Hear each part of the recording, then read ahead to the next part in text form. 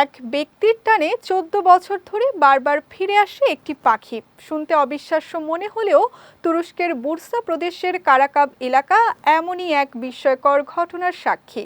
পাখি ও মানুষের মধ্যকার বন্ধুত্বের অসাধারণ এই গল্পটি বিশ্বজুড়ে মানুষকে আকৃষ্ট করেছে। বিস্তারিত জানাচ্ছেন সৈয়দ নওশাদ। প্রেম, বন্ধুত্ব কিংবা রক্তের টানে মানুষ দূর দূরান্তে পাড়ি জমায়, বারবার ফিরে আসে আপন মানুষের কাছে।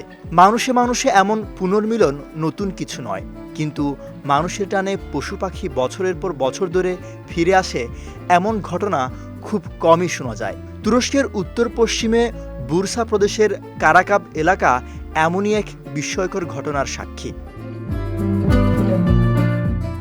তুরস্কের সংবাদ মাধ্যম তুর্কিয়ে টুডের এক প্রতিবেদন অনুসারে দেশটির বুরসা প্রদেশের স্থানীয় এক মৎস্যজীবীর কাছে ইয়ারেন নামের তার প্রিয় সারস পাখিটি এ বছরও ফিরে এসেছে।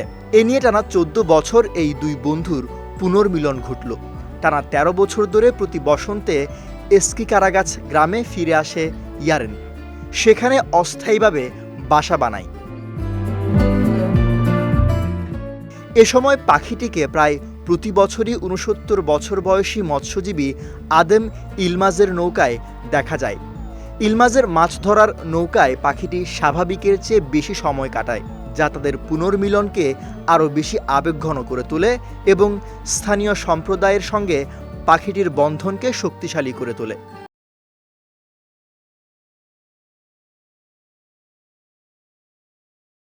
এবছর পাখিটি ফিরে আসায় ইলমাজ স্বস্তি ও আনন্দের মিশ্র অনুভূতি প্রকাশ করে বলেন, ইয়ারেনের আগমনের আশায় ছিলাম আমি। আগের বছরের তুলনায় এবার একটু দেরি করে আসায় আমি অস্বস্তিতে পড়ে গিয়েছিলাম, কিন্তু অবশেষে তাকে দেখার পর আমি আনন্দে অভিভূত হয়ে পড়েছি। ইয়ারেন আমার কাছে শিশুর মতো। প্রতিদিন সকালে আমি তাকে মাছ খাওয়াই।